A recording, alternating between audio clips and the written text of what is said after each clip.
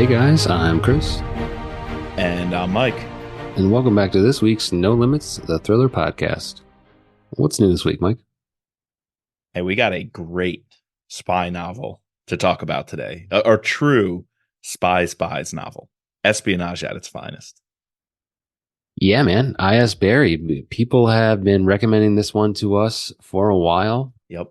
We put a patron plug here because if you want to sign up to be a part of our Patreon, become a patron, you can partake in and quickly read this book and partake in our book club, which we're going to be covering it, coming up here soon, right, Mike? I think mid-March we decided on a date. So yeah, we'd love for you to be involved. All our patrons are invited to a private book club hangout with us. Yeah, so this one was put up again. I'm 2 for 2. Not that I'm cooking the books because I can't even vote for my own submission, but Yeah. I think right off the gate we're gonna have to tailor our expectations again, and I think we're gonna have to tailor them just like we did for my last book club submission for The Spy Who Came In From the Cold. Right. Obviously, this is not that early spy fiction type writing style, but it is heavy in the prose, so it kind of like has that in common.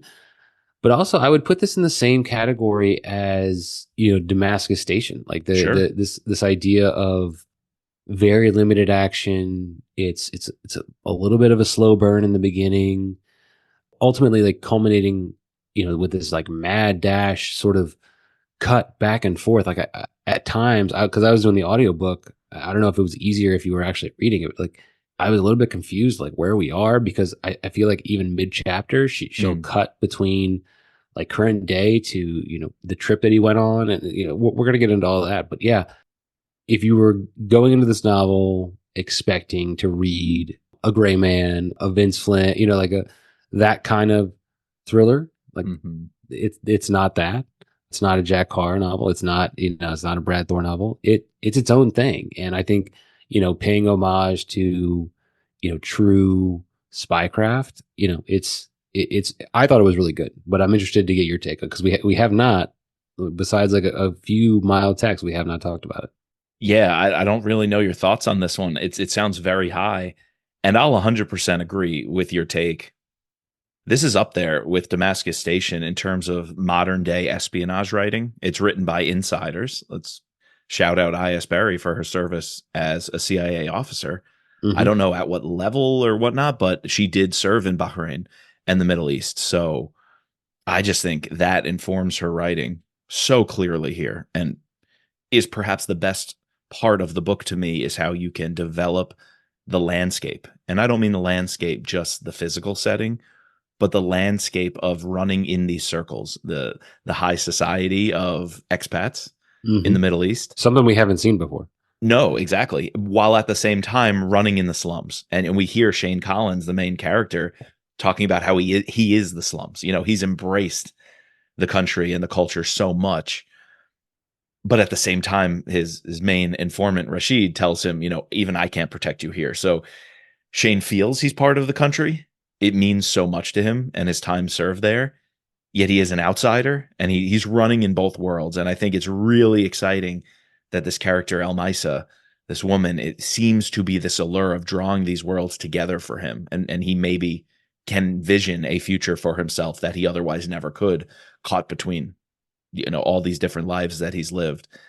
And I think that part of it is amazingly real. It's incredible prose. I know you said this, Chris, just in terms of fiction, in terms of a novel, I can absolutely see this deserving all the plaudits it's getting. It's been on so many lists. I think on her website, it's listed as a New York Times best book of the year, Hmm. a couple of other major lists like that, an NPR best book of the year, New Yorker best book of the year. That was it. Edgar Award nominee for the Mystery Writers of America. I think in so many ways, it's absolutely deserving of all that. Yet at the same time, for our particular audience and our particular palette for books, it falls short in other ways. So I think, again, on the podcast and in our book club with the patrons, we're caught between two genres, caught between two worlds.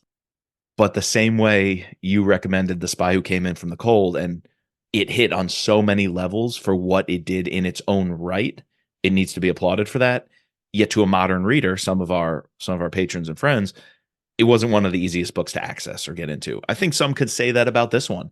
You could raise this as an amazing piece of fiction and literature. Was I looking for a little more action? Yeah. Was I looking for a little more suspense? Yes. Was something about the Really? Okay. pacing? There's something about the pacing, and I don't want to get into the nitpicks yet. It will come up. Something about the pacing, as you hinted at, that didn't. It kept my attention in terms of me wanting to know more about the plot, and it unveiled things slowly, and I appreciate it for that slow burn. But there were times that things I think could have been more dramatically revealed or involved instead of just passed off. Mm, And another piece of that, which I want to get your thoughts on, is the decision to tell this in first person. mm, What did you think? Because we saw that done a few ways. One was Don Bentley's Matt Drake series, and in that you can capture a thriller. It's not an espionage, slow burn kind of spies book, but you can capture the action of a thriller while you're also getting the psychology of the main character. yeah. Here, I think we leaned a little heavy on the psychology of the main character at the expense of some of the dynamics, action, suspense of the plot. Yeah, well, I guess it's probably like it fits with like one of the my first points I was going to make. So, one, I think two of the best parts of this novel, or you've already mentioned the first one, is Bahrain, which like is a Yes, country we haven't been to yet in any of our novels we've read. And I probably say this too much, but I feel like Bahrain was a character in this novel, came alive. and you could obviously tell that Barry cared about she cared about getting that right, and I Yep. felt immersed. And like you said, I didn't even. It's not like I felt like the immersed in the physical setting. I felt immersed, because yeah, I've been alive during Arab Spring, but it was at a time where I was in college and I wasn't really reading. I wasn't. I was a dumb senior in college. My Right. my goal was to try to figure out when I was getting my next 30 rack on Friday. From like I wasn't thinking about geopolitics like I am reading the news now and whatever. So going back and reading this and then having me want to go, then I then read up and started reading all about Arab Spring and different things. 'Cause I was like, oh, is this real? And then I had to like realize that, oh, she is placing this is like an alternative fiction, Right. not a real thing, because the Arab Spring actually never really kicked off in Bahrain like how it's depicted here.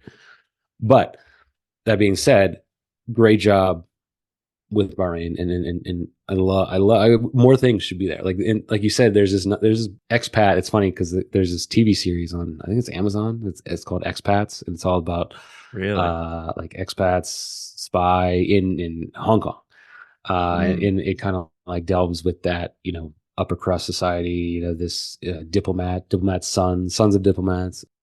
But the second thing I was going to bring up that you talked about is the narrator, and that's Collins. And it's interesting that she decides to make this the main character. He's not Mitch Rapp. He's not James Oh Reese. God, no. He's he's not even Smiley. he's not Smiley. He's not who's the main character in Damascus Station. Yeah. This is Shane Collins though. Like he's definitely establishing himself. I feel like she's pulling on tropes, but at the same time weaving them together to make a man who is more than just the tropes. You pull on them, but you create a personality that But basically we he's his also own person. but we also have an unreliable narrator, Exactly. That's fun. because it's very fun, because in the beginning, yeah, he's down on his luck, divorced. Alcoholic. What you can like the alcoholism It's is like hinted. there, it's Right. hinted, and then it It takes off. you completely see how the Yeah. entire time he's just been drunk. Yeah. Yeah, exactly.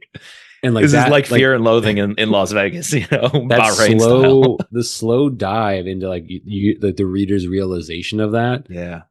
I think allows you to call into question everything earlier in the novel, like So true.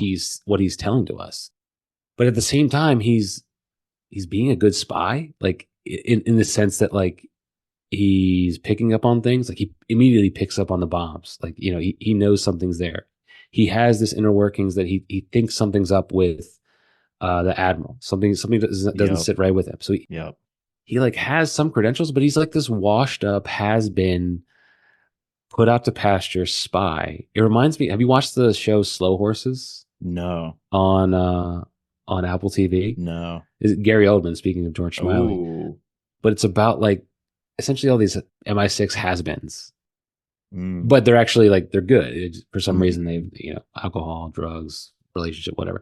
But here you have this this guy who's on his last tour. But in the beginning, he sort of props himself up that he is a good spy. He even like I think physically says it in his head, He says it the whole time. I am a good spy. Like I Yeah, did this and then that completely gets turned around on its end when you realize he was played the whole time. he was played He was a the pawn. entire time. So is The he an entire time. anti-hero? Is that what you would call this? I feel like it's defying the traditional literary devices of main character, protagonist, hero's journey, the Joseph Campbell stuff. This is completely it's pulling the rug out from that and saying this main guy is essentially a bum. He's delusional. And you're not going to see that until basically his life's work comes crumbling down, but he can't even see that it's crumbling down. And he's going to write it off. All the reasons I was good at my job. I did the right thing. I chose a side. I made the moral decision. Does he even grapple with what, just as he says, being a mule, moving these goods eventually from Cambodia? He rationalized it so much to himself and the audience. I don't know what we're supposed to do with that. And maybe that's the point. I Yeah, feel like he's closer to an anti-hero than a traditional hero or protagonist, but I don't know how to classify who Collins is and what he's doing in this story. In some ways, Rashid is the the traditional hero, hero, like hero. Yeah, or Junaid, or El Misa, and then to learn, because each of those characters strikes you as more competent when you're dealing with them. definitely. They strike you as more devoted to their cause. They strike you as better intelligence officers and or spies, if you will. They just seem better than Collins at everything. Yet the whole time, we the reader are like thinking he's the best and he's running Sure. the show. Yeah, because he's telling us. Because he's telling us he is. And so that unreliable narrator, while that narrator is, I don't even know if anti-hero is the right word, but totally unique. And for those reasons, I think it keeps you invested in the story without needing the whiz bang. And it's very cerebral when you get down to it. And it doesn't come off that way at first, but it's No, secretly cerebral. it comes off as it's going to be like, all right, this guy's washed up, but he's going to have like one last thing. He's going to His moment. uncover. He's going to have a moment. He's going to Yeah. uncover some big plot Yeah. in the government. He's going to stop, like, end up saving the day. Yeah. But like you said, at the end, you have to grapple with the fact that like he is justifying. He's looking back. There's even like a point early on because like right, we're essentially being told this story from him after it's all happened. I don't know if you That's picked up true. on Yeah. that. Yeah. Yeah. Like, Yeah. because there's some times where he even says he calls her Almisa, but he's not even sure if that's her actual name. Like, oh, I guess like In the moment, he wouldn't have questioned it. in the moment he says like when he's saying that he's like I don't know if that's her actual name, and I was just like I was thinking this is before I realized that one he's a drunk and two that she was a spy. So like Yep. obviously that's why he's saying that's not her real name. Like, could not be her real name. But I just Yeah. thought like, oh, he is so was so wrapped up in love for her, he doesn't even like can't even remember like what her real name is. That's like that scene where he says, it was then that she deceived me, but we don't go back and see the deception. Mm, And, it's like, at that moment, everything went wrong. And this was the start of what would unravel. But those little drops aren't actually happening. Like, you expected the next chapter to follow up with, okay, what unraveled? Okay, what was the deception? And we don't realize that till later. It's because he knew it. He was the narrator. He was omniscient about everything because it was his own experience. But while he's telling it to you, he already knows the ending. mhm. It's really trippy. And how can you, as a reader, classify him as a hero when he fails at everything? He's the reason Yeah, yeah. why in this alternative history, he's the reason why the president dies, the emperor, whatever. I He guess the kills the president, right? king. Because he's the one who brings the poison over. Dude, he does everything. That He leads frees Junaid. to a bunch of deaths. He's the one who frees Junaid. He's the He's one. the hinge pin of everything. He doesn't even realize that Rashid was the one who planted the bombs in the beginning. Yeah. He doesn't even realize that he gets all those Americans killed Yep. with Almisa's Suicide attack. suicide bomb. Yep. All those Americans killed when the riots are started, and they go, like what the Johnsons decide not to flee when shit's popping off, and so they get killed when everyone like goes to the expats like area. Why Whitney eventually is killed going after Elmisa, Right. because Right. Elmisa got to Whitney through Collins. He Through was played. Collins. He was used. Mm-hmm. So here's the crazy It's thing. his fault. Everything is his fault, and all he does at the end is writes it off and says he did the right thing. He convinced, he's so far. Like you said, he's a drunk. He's so far down that path. He has no other options but to tell himself, I made a stand. I chose a side, and it is what it is. Like, this book encapsulates the danger of the saying, it is what it is. Mm-hmm. Mm-hmm. Like that just leads to so much apathy and so many moral gray areas. And no one I've ever read in a story encapsulates the dangers of it is what it is more than this guy. He's a dangerous character. He's a very dangerous person. And he's in a position which allows him, his vices allow that danger to magnify. Because, dude, you just mentioned all of those things that he was a part of and he was the cause of. They're minuscule in terms of the global shift and balance of power that's described at the end of this book. Mm-hmm. I had thought the stakes were huge because of those characters. And then when we hear what happened to them, we're like, whoa, big stakes. Lots of people die in attacks. Okay, big stakes, a riot. This country's all upset. But it's more than that. He basically was, and I think it's still unclear, maybe it's both, if this was totally Iranian backed, if this also had Russian backing, because it's straight out of the Russian playbook when they find Elmisa's training manual. I really do think this is some sort of Iranian Russian deep op that upset the balance of power. And now literally this is bananas. Iran has a Gulf base in Bahrain right next to the Saudis, from which they are going to basically shift the global balance of power. The Americans need to have a floating base for their fleet. His actions, every time in this book he says, I did what I did and I have no regrets on doing that. Every time he thinks he can trust Rashid, every time he's with Elmisa, all of that was literally leading to a global shift in the balance of power in the favor of Iran and possibly backed by the Russians. I'm like, that is just unbelievable stakes that throughout this book you have no idea is taking place. The same way Collins had no idea was taking place. Yeah, and the relationship between him and Rashid is also, I think, one of my favorite things about the book. It's really good. And how in the beginning it's set up again because you're this unreliable narrator. You're being told like that Rashid just comes off as this like kind of dumb, not dumb, but like naive up and comer in this. It's literally his only asset that he's been able to recruit his whole time there.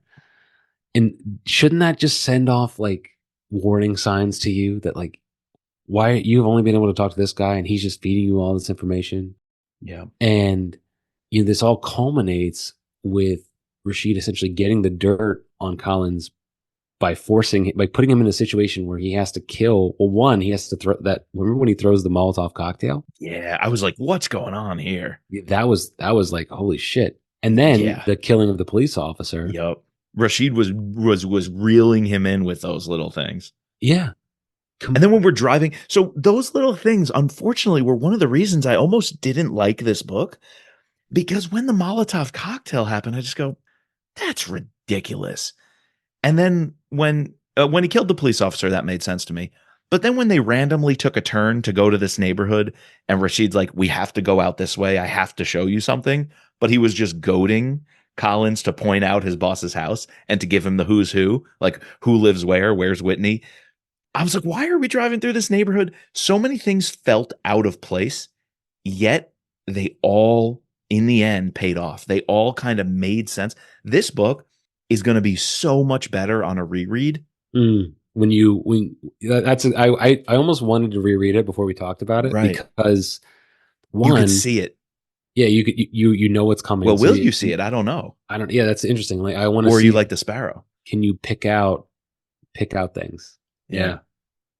Yeah. So I read the Peacock and the Sparrow. It's a little tale Hmm. in Arabian Nights, and you know how she hints at it and generally gives like a little overview. There was somewhere in the middle where it's like, oh yeah, it's this tale about the sparrow, and I think it's a tale of, being manipulated, and the king is what he's doing to the people, right? The tale's really good and makes so much sense for this book.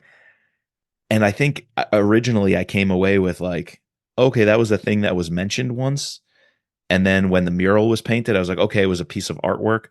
I don't know if I got it. And then I went and read The Peacock and the Sparrow, and I'm like, oh my God, this little short, like 3-paragraph tale from Arabian Nights is the key. It's the analogy. It unlocks Mm. this whole book and everything that it was about. And I wish that was explained just a little more. I wish the tale was either like put in as an addendum or an appendix or something. I just think it's a really cool lens, and I don't know if that comes through. Do you think it came through? Did you understand like what the tale was and how it Well, yeah, I related? got that. Like what the peacock tells the sparrow that you have to do certain things, but in the end, everything that the peacock says he ends up just losing Yeah, anyways. So, and it's supposed to be an allegory for what the king is, essentially doing. doing Like, you do everything I say, right. you're going to get this, but in actuality, you don't get any of that. Yeah, But I thought that was interesting that the king commissioned her to do this mural, and she chooses to do that. Like that immediately was sending like warning, warning, warning. Like yeah. she's a dissident. Like she is not. This mural is not going to stand for long. As soon as he sees it, he's going to be pissed off because he's going to know Because you'll what's know the going story, on. Hmm. the subtext. I was just talking about this with a couple of friends. We were talking about a couple of different movies, but we were talking about Parasite and Squid Games, and like there's so much from a cultural context I've heard from some people, and I've read like unless you're Korean, right? And like knowing class divisions and certain stereotypes and this subtext, right? And it elevates those stories to mean so much more to someone of that cultural background. And I feel like because of Ayas Berry's time in Bahrain and understanding of the people and the culture and her career, she's doing that with the Peacock and the Sparrow connection, Yeah. and it elevates the title so much. Yeah, basically the Sparrow is late to work one day, working under the king, and even though he has a high position, the king asks, "Why are you late?" And the Sparrow says, "I saw this strange human who was catching birds, my fellow species, with a net.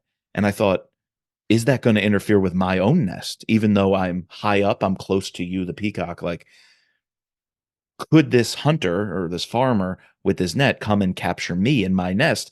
I wanted to guard it." And the peacock basically scolds him and says, like, no, don't worry about him. They're not going to catch you. You're in with me. You're in it, right?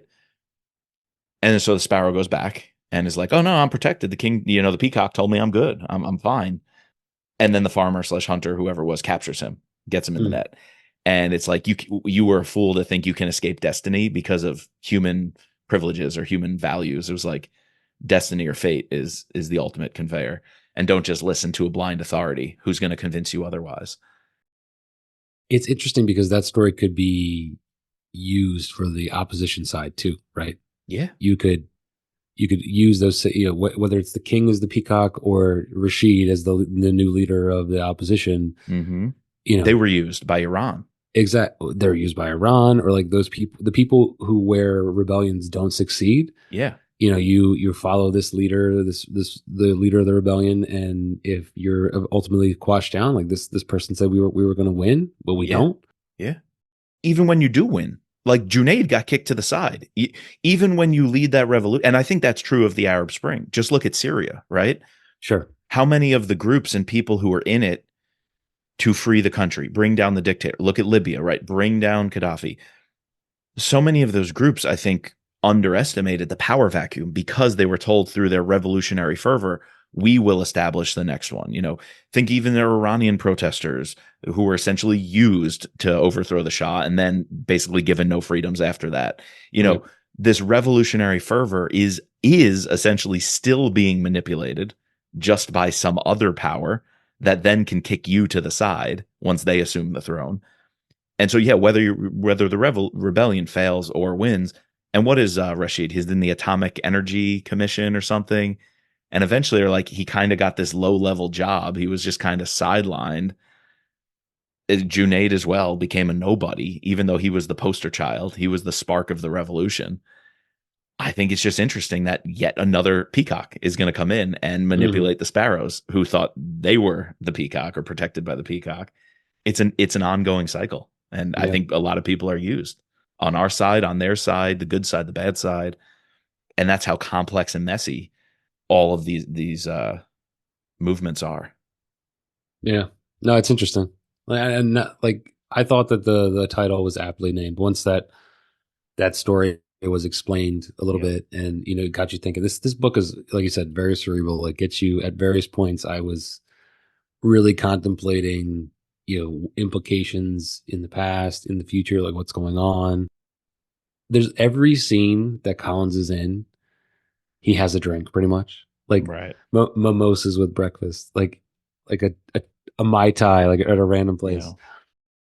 I want to talk about, what did you think of the end? And I kind of mentioned this before. That was the only part where I'm like kind of, and maybe it was the audiobook, but when we're in this like quote unquote race to the finish where he goes on this trip, like that's sort of like this shift in this narrative. We're kind of Yep. linear, Yep. going along.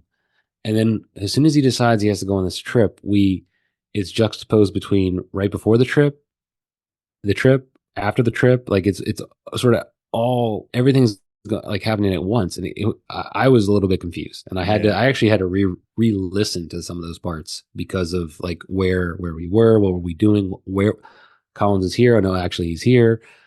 In the end, it all made sense, Yeah. but as I was going through it, that was the only part where I was like, oh, what is going on?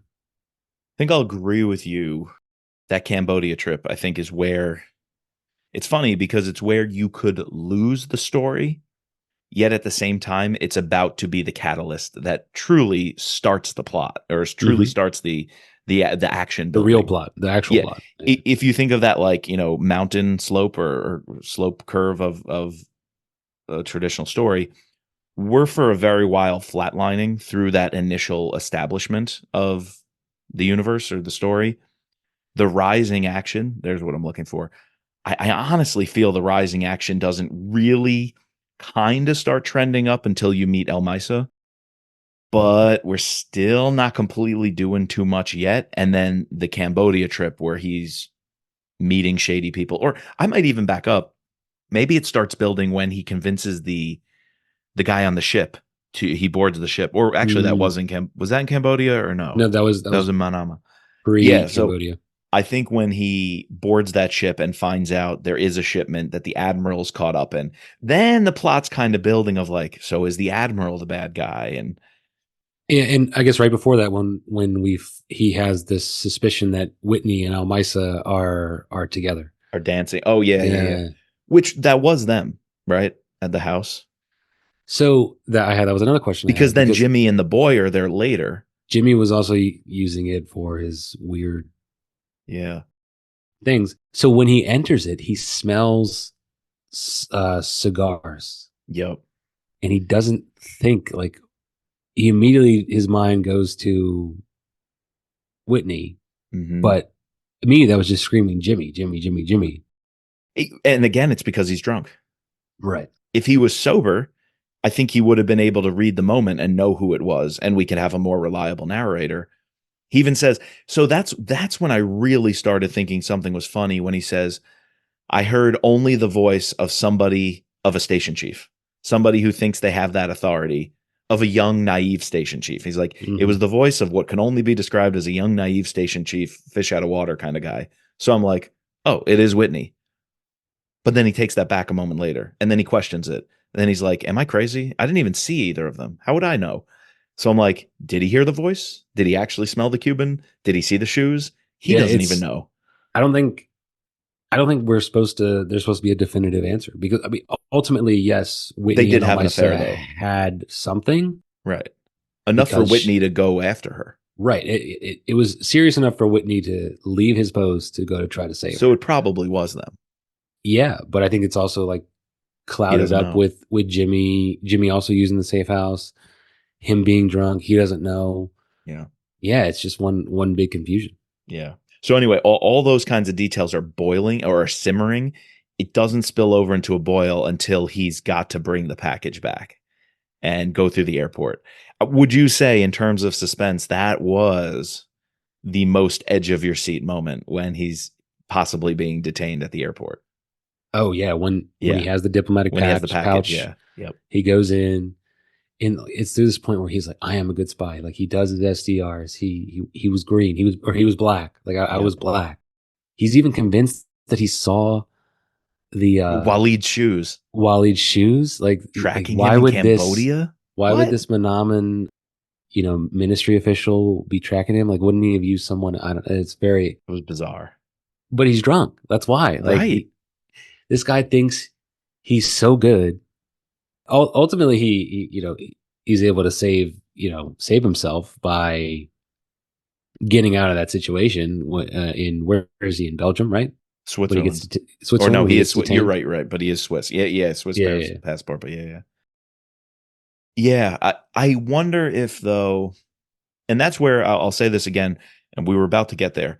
Pacing is going to be my biggest gripe with the book. I just don't know if building up to all of that at what maybe the 80% mark of the book, would you say? I don't know if that gave most readers enough of a chance to buy in. To figure all this out at the end was a whole lot of fun. But just the plotting is almost like I could see a number of readers putting this down and not even getting there. Like, Mm, and maybe you have to, as an author, make the decision to be okay with that because it makes it a work of art. It makes it a really, really genuine form of unique storytelling. But at the same time, I'm not sure if we weren't covering this on the pod, if we weren't talking about it with our patrons, I don't know if I would have put in the work to get there and be able to have this discussion with you. And ultimately, could that turn readers off who drop this book halfway through? I, interesting. do you think the book does enough in its first half, in its first 75%, as you're meeting the characters, to really create a story and a plot you care about that you need to keep reading? I don't think it does.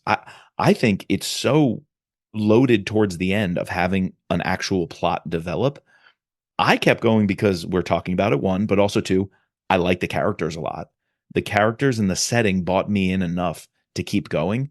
But plot wise, I quite frankly didn't care about anything going on through Mm. most of this book. And that's a big negative for me. And again, I don't want that to be replaced with whiz bang. You stay involved because there's these exciting cliffhangers that just come out of the blue and you need to kill somebody and something needs to blow up. Even the explosions in the beginning, the only thing interesting about them was Waleed said four, what said five, and there were only four.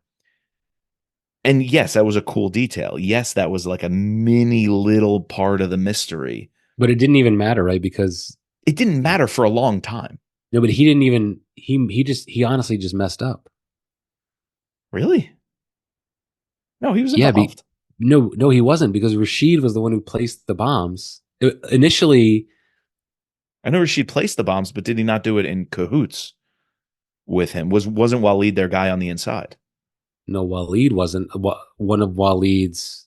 Like Waleed had a guy on it. Like there was there was a triple agent in. So all right, maybe he did know because the triple agent told him.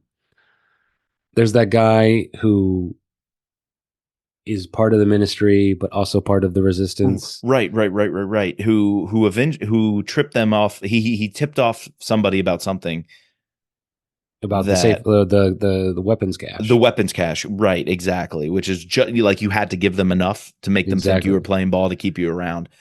The I'm ministry just thinks that they have a double agent into the resistance, but the resistance is actually using him yeah. to be their double agent, But essentially, dude, here's the triple agent thing. All of that is only explained to you at in the a very end. final Yeah, stretch yeah, of yeah. like 20, 30 pages at the end. I'm wondering about the pacing of the plot and the reveal of certain details here.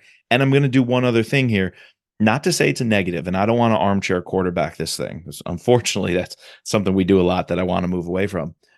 But I wonder if that's the limitation of first person, right? The first person does so much that we just gushed over for half an hour, being unique, being gripping, giving you a different way of telling the story. But at the same time, the limitation is you can't reveal certain motivations in Sure. a way that keeps you interested. You can't have more hints about who's on what side other than some drunk rambling man's speculation that even he's saying, I'm paranoid. I don't know if I trust myself. Is that enough to truly build the plot and make it suspenseful throughout? Or is it just relying on some big grand reveal at the end? Like almost the transition to Revolution was too fast for me. Like Mm, the Revolution was being built the whole time. It was Rashid's slow burn.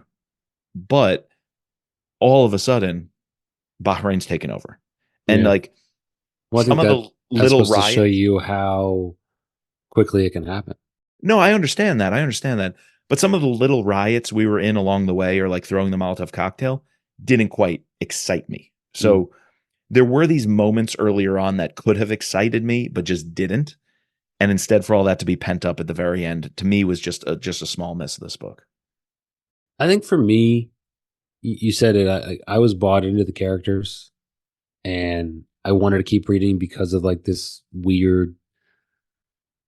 At times, it felt like a not a triangle, but like a singularity, like where he thought he was in this relationship, but you could kind of tell that Almisa, even though like he says Almisa loved her, and I guess Whitney says it at the very end, right? That Almisa did love you. So I was intrigued by that relationship, and I wanted to know more about her. Also, like the you could kind of tell early on that something was up with the admiral. Right. So I was hoping like yeah, and I would agree with you. Like maybe there should have been a little bit more drops with him, and if you had third person, maybe you could have had a scene with just him or some other people. Well, it would But have made some other stuff cheaper. yeah, yeah, the Whitney character is interesting. Yeah. Yeah, I just think that's what was driving me. Like I just wanted to, and obviously we were going to talk about it, but I don't know. I could definitely see some of our listeners not, like you said, it not being enough for them Yeah. and not reading it. But those same people that I could see not wanting to read a spy remember the cold Not liking Le Carre or, some of the, or Damascus yeah. Station. You Yeah, know, it's true. Yeah, and again, that's a choice and it's a genre difference and maybe it's better artwork, maybe it's better literature because I definitely if you were asking me to categorize this book, I would put in espionage literature. hmm It's not even a spy novel in the cheap sense. It's espionage literature in kind of a high sense. And I don't know what modern audiences want and kind of I feel like I'm straddling two worlds of really wanting to love this book for the piece of art that it is and the prose and the storytelling that it unveils. But at the same time, if you just want a very enjoyable novel, sometimes we call them summer reads, beach reads. This ain't it. This ain't it. And should it try to straddle both worlds? I know I don't think it has to, right? Like that's not our call to make. But are there limits to not trying to bring in some audience from that arena? And I just think that's going to be a limitation of this book too. It's being marketed, kind of in the same genre as your Mitrap, your Scott Harvath, your Brad Thors, and I just don't know if that's the same circles that it should be running in. I could have a wrong read on that. to me, this is more of a like Gone Girl. Yeah, yeah. What's that other one?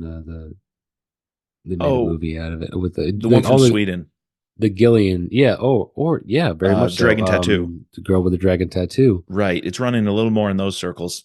A little more different, obviously, Different, of course. but I would classify it closer to that than any sort of Mitrap, Brad Thor. Or like you It's said, Gray yeah, Man. Yeah. right. Which Um, think of Tinker Tailor Soldier Spy, right?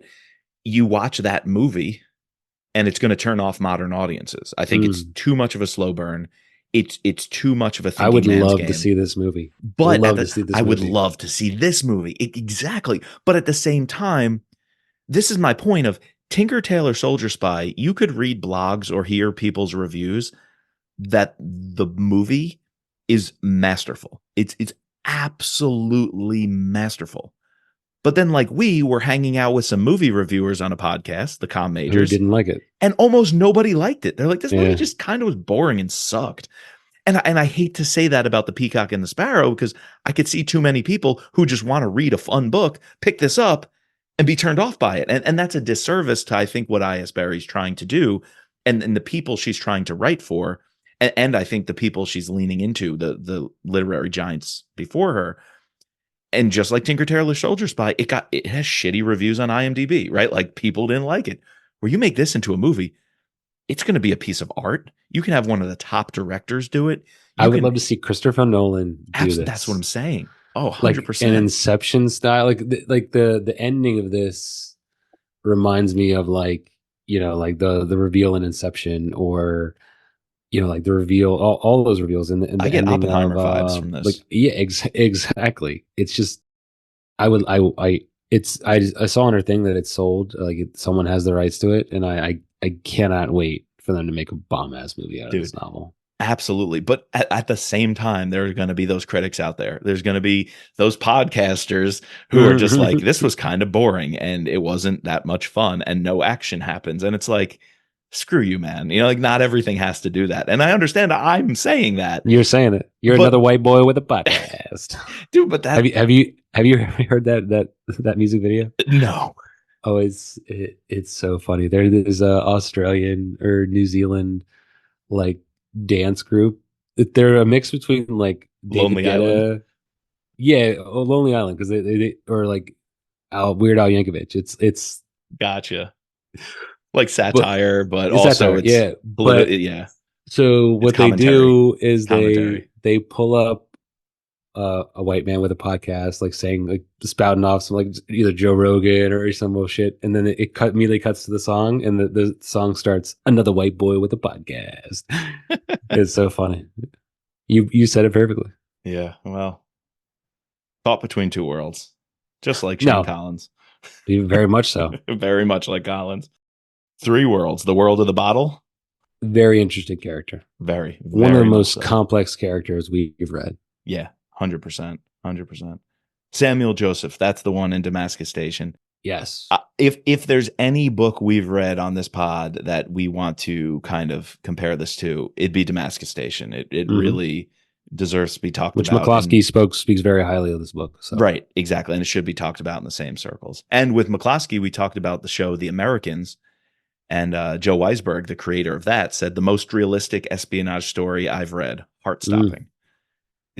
So true. So true. That's the book. All right. The Peacock and the Sparrow. Do we do a scorecard? It's going to be a tough one to do a scorecard on, but I think we do. I think it deserves it. All right, let's do it. Yeah. With everything we just said for the last 45 minutes, a giant asterisk. Yeah, exactly. Again, so we have the same problem with all the books we brought up earlier, talking about action. And if you want to grade it how we've been grading everything else on action, this is going to get a low score for action. I think it's going to be like around a 4 or 3 or 4, Yeah. Yeah. Just because it doesn't have a lot. But again, it's not that kind of novel. So I don't know. I mean, here's the thing. What if you think of this book as a memoir? It's almost more of a memoir than like of a fictional character. Yeah. Right. Because if this was a memoir and our scorecard says action, well, that's nonsensical, because, that's a genre that people's lives are more than action. It Sure. doesn't, people's lives and stories that they have to tell don't care about if you want an action shoot 'em up scene. And Sure. so I feel like giving a bad score on action here is almost a disservice, because I.S. Berry's doing something so totally out of the box. It defies that category. So I would say it's a little closer to what we've discussed on the pod of like action/suspense. Sure. I think we should definitely rate it in that regard. However, I'll still say that's not the strength of this book. So No. So if we're classifying action slash suspense, then it's going to elevate that from the The score goes up. score goes up. But again, it's not as high as some of the other ones. So I guess like a 6 or 7, 6.5. Yeah, I think I'm going to go 6 there. Again, because it's told in this memoir format of an unreliable narrator, what should have been suspenseful, a meet under the tree of life, or a rendezvous with Elmisa, or trying to pass a curfew in a police checkpoint, weren't written as if they were building suspense. It was written Mm, as a blurry fog of a memory, which sure. was intentional. It's a good artistic choice. I really like the plot. Like, Yeah, but besides like the slow burn in the beginning, which the pacing a little bit, I thought that the plot was pretty good. I thought that was well executed. yeah. I'm gonna go high. I'm gonna go a 9 for the plot. Mm. I think knowing what we know at the end of the book, a 9 is completely justified. The plot is complex. It was planted. The seeds were watered. We, the reader, were pawns in Rashid's game, Yeah, yeah, just very as much Colin so. was. Elmisa, I was captivated by her character, absolutely captivated by I her. would have loved to like been juxtaposed between her and Collins, like getting the Mm-hmm. true reading of Mm-hmm. her and like being in her mind, Mm-hmm. and then understanding like what she's doing. Like kind of like they do on these TV shows where Sure. Homeland, Right. whatever, any the Americans, where Yeah. you're with both the antagonist and the Right. protagonist, or whichever one you want to Watching the same call, scene play out. watching Yeah. the same scene play out. But yeah, Yeah. But again, then it's almost as if I want that too, but because of the decision to tell this story how you did, I don't want it in the book, but I want it as an appendix, or I want it as like a postscript, or I want it as the part 2 behind the story. This what if you book did? just What if you did a sequel where it's the entire story but told from 100%, Elmisa's 100%, point of view? 100%. That'd be cool. That's a cool I'd like you absolutely because you want could that. do a lot. You I'd like absolutely want that. Her, Rashid, and Junaid, and just how they cross paths, because that's a big part of it for me. And maybe this is going to affect my plot, so it does relate here. By doing the first person memoir from this narrator, I lost how the rebellion was being built. Like I mm, missed the Star Wars of it all. I almost wanted to see, once I heard what Rashid and Almisa and crew pulled off, I almost want to see that happening. I want to be behind the scenes of that, sure, which I didn't know I wanted because I didn't know was happening. right. And it just makes me think something was lacking there. So I think you're right. In a separate book, that'd be an incredible thing to do. That'd be a feat. That would be tough. So anyway, plot. It all worked out in the end. I want to go 9 with you. As I'm reading the book, did it get me there along the way? Not really. So I think I'm going to go 7.5. Would you see? I would put that more towards the buy-in. Like Buy-in. Okay. I don't know. Okay. 8 for the plot on its own merits, but a 3.5 on the buy-in. Then that's what I'm going Okay, to do. all right. That's what I'm going to do. I'm gonna go 4 on the buy-in. Okay. All right. This is where it gets a little complicated. Who's Bad bad? guys, Who's good good? guys. Right. Who's bad? Who's good? Like the only like true bad guy The is the Admiral. king and the admiral, I Yeah. guess. We can combine them. I Just was going to say say 10 points for 10 the points for characters. characters. Yes. Yeah. Yep. And Yep. for Yep. this, it's going to be a strong score. Like all of Yeah. them, very Yeah. well written, intriguing. There's a few that I would have liked to delve a little bit more. Like I would have liked a little more like Whitney, like this like Yeah. he doesn't even talk to his parents anymore. Like that kind of thing. Like a little bit more with the admiral, how sleazy he actually is. Agreed. A little Love less cop. poppy. Yeah, I didn't need her. And I get the point, right? You're trying to make the point of these two worlds, Almisa and what she's committed to versus Sure. a bimbo like Versus Poppy, but what he actually wants. a little less of her. I didn't need her popping up as often as she did, but yeah. Yeah, and it was it. I guess like that was what she was trying to show. Like she would meet these people, like the preacher's wife who gets a boob job too. Right, Like right. you That's know, what preoccupies your days versus what preoccupies Rashid's mind, and hmm The These people are people worried in about the where they're going to slum. get their next caviar shipment. Exactly. But the only reason that they're able to afford caviar is because they're in this country that, we're propping up their economy by being, like, Right. so if we're going to combine them, it's a solid like 8. Strong cast of characters. Eight is probably right where I would land. I may lean higher just because of how creative it is with Collins and Yeah, Collins Collins, is a Elmise. strong If you just take Collins, Elmise, and Rashid, Rashid. that's up there, man. Yeah, if you just take those 3, that's probably like a 9. Yeah, in that case, I'm gonna go. Yeah, the whole cast of characters though is an 8. Some Jimmy still I didn't quite understand. I, Yeah, I was waiting for him to play a bigger role, whether he was a complete villain or whether he was completely, hit one foot in the other side. But we didn't get there. We just don't know. All we know is he was, molesting boys. Like, okay, I don't know where I was supposed to go with Jimmy, so I'm just going to say an 8. I agree. Setting, I No, it's a 5 out of 5. think it's a 5 out of 5. That could be the winner too. Like, Yeah, did I that tell you definitely. I spent about an hour on Google Maps driving around Street View of Bahrain? Oh, me too. That's Dude, so I went to funny. the Tree of Life. Yeah, me too. I went to that resort at the southeastern tip of the island that they were talking Yeah, about. The king with made this resort the made up with the man-made fake islands. islands. Yeah, Yeah. I went around Manama. Oh, I found Dry Dock and a prison at Dry Dock. I went to where the Al Alia or wherever the bombs went off, like Right. where the That little like Aliyah, suburb. Aliyah. Yeah, Yeah. yeah, yeah.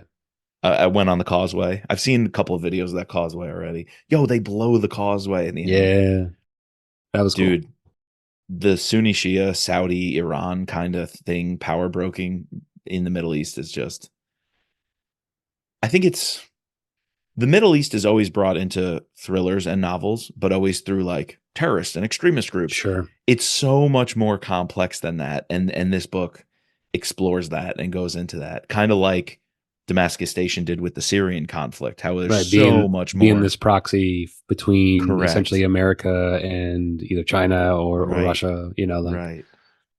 Which it's real funny to then put Collins into that. And it's like, he thinks he's doing the right thing and a good job because the Americans are brokering peace. And sometimes the guy in power, the strong man, is better than rebellion and chaos. So let's prop up a king. Let's give him weapons because that's better for America's self interest than having a state run by a rebellion. Well, that all falls apart. And we get to see the rebellion. And that mhm. rebellion does lead to Iran shifting the balance of power and the rebellion being kicked to the side, who was actually freedom fighters that we also kind of wanted to support. So it's like, was the king better? Kind of like when you look at Libya, it's like, was Right. the stability of a Gaddafi's reign, a terrorist who we supported and met with many, many times to keep in power before we didn't want to, and we said, we turned our face and said, let's support the Arab Spring. It's like, what honestly was better? One, for American interests, and what is better for the stability of the everyday people there? To Yeah. lose your rights or to be run by maniacs with no stability? I don't know, dude. It's hard to make that decision when This you're book not. really makes you question that. Yeah, very true.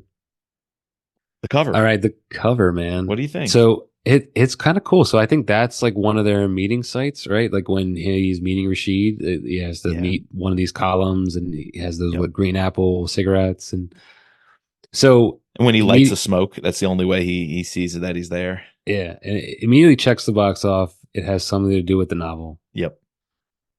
I like the lettering.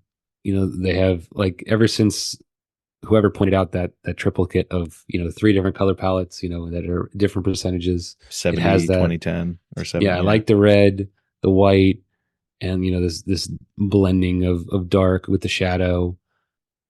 I wouldn't take Collins as a was it a bowler hat The or hat. Yeah. I don't know about I that. I wouldn't take him Dick as Tracy hat. a Dick Tracy hat, but I guess he's supposed to be a spy. It's a solid cover. It's cool. Yeah, it's good. I kind of like that. It has a little of those like throwbacks, that Hmm. vibe of like Definitely, you could have 60s. put Like, the spy who came from the cold on this, and would believe it was this cover. You know what I mean? yeah. Good, not great. I think that's where I'm going to settle on this one. The Sure. It's like a 3.5, 4. I will say one thing that it going for it is the pattern, the repeating pattern, and particularly the shadows on the ground almost look like peacock feathers. I don't know if that's a little too on the Mm. nose. The red and the green, the black, and then these looping shadows on the ground, Oh, that's cool. and the Yeah, I spacing of didn't. them, and The it spacing of them are kind of looks like like feathers. it Yeah. really does. Red for the sparrow. I don't. Hmm. Is it a 4 though? Is my question. Mm. It's flirting with 4. It's like a 3.75. It really is. It really, really is. So I'm Hmm. gonna round up to a 4. We don't do 7.5s here. I'm going to round up with you, but that's a very generous roundup. It's a Let me very just say generous that. 4. Yeah, yeah, yeah. All right. All right. Who's your winner? What's your free space? This is going to sound cheap, but Berry. I think you're taking a risk. I think she's doing something completely different. She's challenging readers, Mm-hmm. Very much so. taking a risk to challenge readers in a way that sadly I think is not going to land for everybody. But you don't sacrifice that for the story you have to tell and in the artwork you're trying to It create. just goes to show you that like the New Yorker says this is the one of the best novels of the year. Like, they're not going to call Don Metro Bentley's next Code book Red. No. Yeah. like the best novel. You know, Yeah. there's a certain clientele there, and she was Shadow of able Doubt. to grasp that. Yeah. So A Jack Carr novel is never going to get that designation. no, But they're not deserving of it. That was my point before about the two worlds. They shouldn't be getting those plaudits. no, It's exactly, because exactly. they're number 20 whatever in the series, you know. They're writing in such a different way for a different purpose than someone like her coming onto the scene with this book. Honestly, a debut, right? Yeah, this is a really good debut. That's a Strong. really strong debut, very creative debut, but it's not without its risks. So I know it's a little cheap, but I'm going to give her the winner because I think that's really bold, really smart, and hats off. All right. Oh man, I could do a lot. Is it too cheap to say Collins? Like this very unique, like it's kind of tied into yours, but there's this unique choice to have. It reminds me of, well, what was the other novel? Dennis Lehane. And he's not psycho, but he's just drunk. What is it? Oh, Shutter Island. You know, Oh, yes, yes, yes. when you're reading something and you're getting his point of view, but in Right. actuality, it's like something completely different. Very much like She's that. able to pull on all these other like literary giants behind her and Yeah. like weave her own like story into it. So I think that choice, mine's kind of like a riff on yours, but yeah, that's what I would give.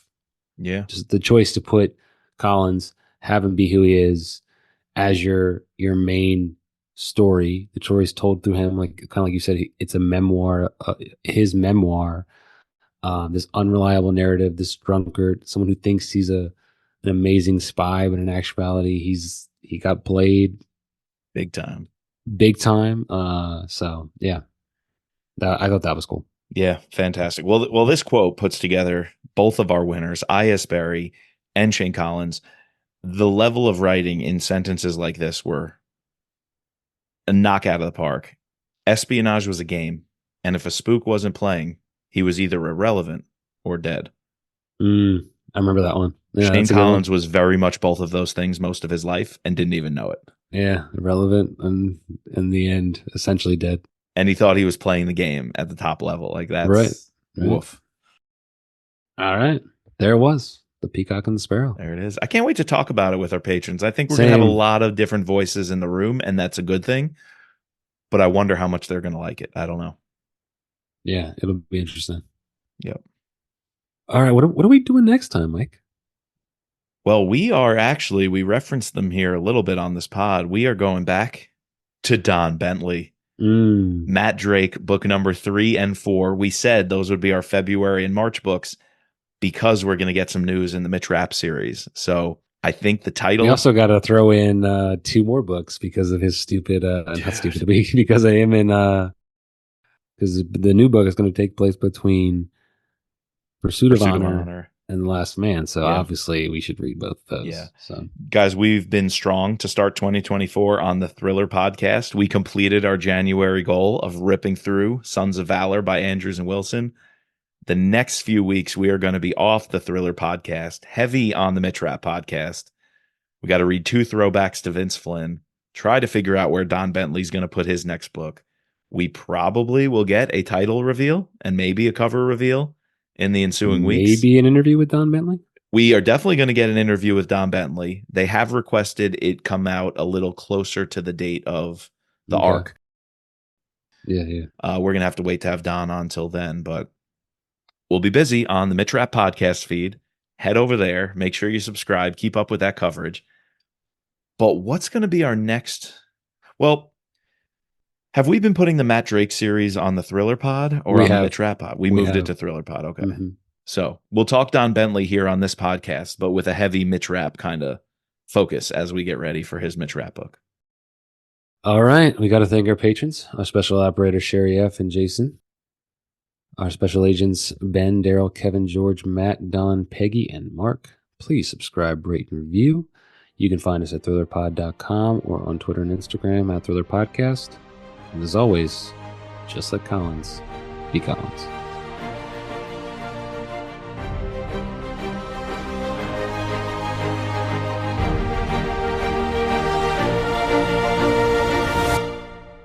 But then the second you brought up the shit about Collins being drunk and everything from his perspective, and he even can't recall everything accurately, and it's essentially a flashback, a weird kind of memoir flashback. It is, yeah.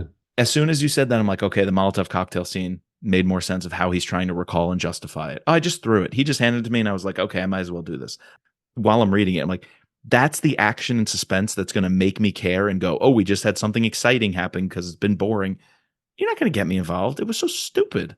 In the moment, I was thinking the same thing, but then when I started to realize, oh wait, he's trying to justify this in like as he's telling us. Yeah. And there must be something about Rashid making him do that he's trying to say, he didn't make me do it. I chose to. I chose to do it. Yeah. And I was like, that was so weird. But that being weird paid off in the end. Mm-hmm. Yeah. Oh, we didn't say the final score. Oh, whatever. Yeah. 40, 41 and a half. People can count. Or I could put in a little postscript right here. After telling the people they can count. Yeah, we did. I don't know. I immediately jumped to, we gave our thing. And I think though, you really got me up. I probably was initially thinking mid-high 30s. I meant to say this. I think this is the kind of novel. All right. Let me just say, this is the kind of novel you have for a book club. This is a very good book club novel. Agreed. Because I think it's a story that multiple types of people would enjoy, like, read, hate, not like. Mm-hmm. And then you get them all in one room talking to each other. And then you sort of hash out these things and you bring your light and people change their scores, bring them down, bring them up, whatnot. It's different than like, it's hard to have a book club outside of like maybe me and you and our patrons for, protect and defend. Right. Like that. We're the only crazy, insane people that are like picking apart and trying to find literary nuance in these things. People might think we're crazy that we do this, but we love these novels so much. Whereas this, we already said it, like this is different. It's a different kind of novel. This is way more of a bigger audience, I would say. Wouldn't you agree? I would say wider in that, yes, it can be on a lot of book club lists. Like, no doubt this will be on some of those celebrities who post their book club books, or in intelligence officer circles, expat circles, military circles. It could fit into all of those things. The one thing I don't think it fits well into is summer beach read for people who like suspenseful thrillers. Sure. So yes, wider audience in many regards, more mainstream, if you will. You should ask Rosie to read this novel. I want to get her take on it. I am not stepping into the world of her book club anymore. Not going to happen. What did they read that I've exited? Damascus Station. I thought Damascus Station for the romance, for a little of the Arab Spring, the politics, the And they hated it. setting, the world building, the traveling, globetrotting. Almost nobody read it, and the ones who read it were like, "Oh, I guess it was kind of okay." I'm like, "But Proctor, isn't she an amazing female?" Because they're all feminists and all this. Isn't she an amazing female character? And all, and they're like, "No, she was kind of a trope. She's kind of cartoon." I'm like, "What?" I'm like, "What about Mariam working inside the Syrian royal, the palace, and she's of the Syrian elites, but she's a Christian, and so she's torn." And they're like, I mean, she was just kind of a side piece for a main male character, and they used her. And I'm like, no, no, no. Mariam was her own person. I was like, no, it was just so that the main character could have a woman with him. And I'm like, no, it wasn't. So I'm out. I'm You're out. out. Out. You're out. Out. Okay. Yeah, so I think a 40 and a 41 are fair for this novel. Agreed. Yeah. Yeah. I could see it being higher based on your particular scoring methods or your personal genre preferences. This could be a 44 or 45 for some, and I power to you. I Hmm. would understand your rating. And if some people give it a 35, it just shows what kind of reader they are, and that's fine too. They just like something Sure. different.